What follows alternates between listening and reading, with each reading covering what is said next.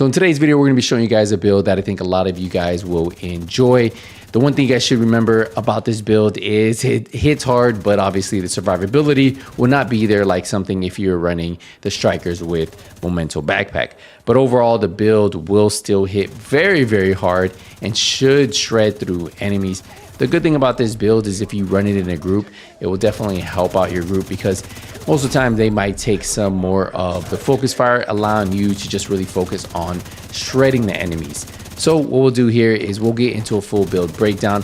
I did want to show you some heroic gameplay, and then obviously I do want to show you the same build in Countdown. I was lucky enough to run into a hunter and have a little 1v1. So let me show you that real quick. I did want to show you a little bit more gameplay right here of just look at me just shred through these enemies. But look at this clip right here with the hunter. I was able to shock him with the St. Elmo's, swap over to my rock and roll. He tried to run away, and I hit him with the Banshee pulse, and it was a wrap. No teammates in sight, and that's what I liked about it. I did want to give a quick shout out to Papa Raw. I ran into him in Countdown. I didn't have my headset on, but he said he loved the videos. I think one of the hunters on the other side ended up getting him. He did say, hey, it was a pleasure playing with you before you left. So definitely wanted to give him a shout out. You don't see his name here, but a second ago you would have seen it when I was killing the hunter. Papa Raw, hey, thanks for the support, man. And let's get into the build, guys, because you guys are seeing what this is doing. Just shredding, right? Ooh, baby. Yeah, so this build definitely works in Countdown, and you can run it in heroic content for all of you solo players who just want to farm control points, do those heroic missions in the open world, or just do open world activities. But let's get into the build. So you might have noticed we were running the new St. Elmo's engine. Remember, this one on this build is going to give us about 98,000 total damage.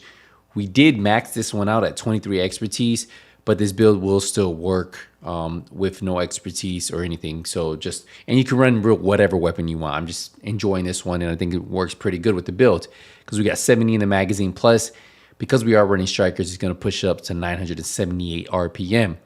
We have assault rifle, health damage, and damage to targets out of cover. For our secondary, we are running the rock and roll. You can run the regular ACS if you don't have the rock and roll. We have shotgun damage, damage to armor, and then damage to targets out of cover. And then if you don't have the rock and roll that comes with perfectly extra, you could run something else.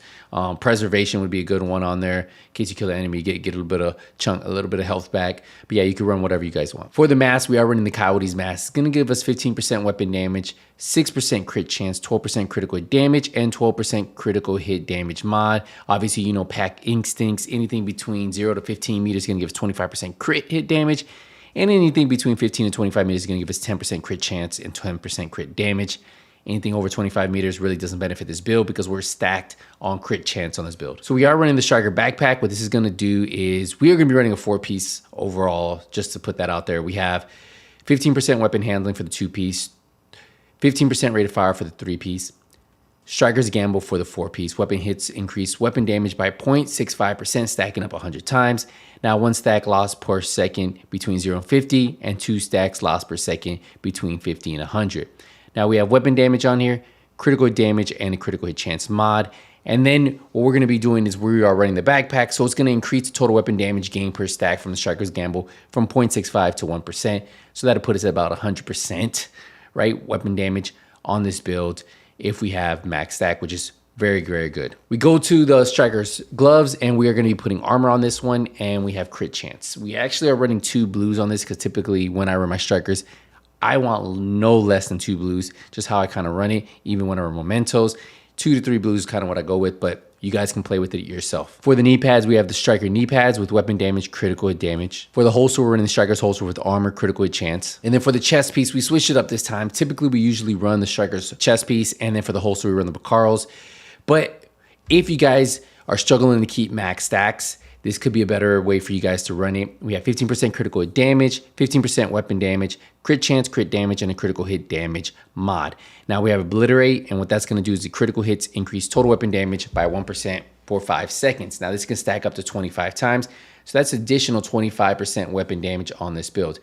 If you are struggling to keep the Striker Battle Guild, like the chest piece stack, because you know it goes up to 200. If you're struggling to keep this stack like 80, 90, 100%, then maybe Obliterate might be better for you and you guys can run it that way. But definitely try them out, see which one fits your play style, and you can see what you're benefiting from most. I've played it both ways and actually enjoyed it both ways. So it's really up to you, and you pretty much have to see with your play style how you like to run it. We look at the stats. You can see we have 59% crit chance, 152% crit damage. That does not include the 25% we'll get from the Coyote Mask for being within those 15 meters. We get additional 25% right there.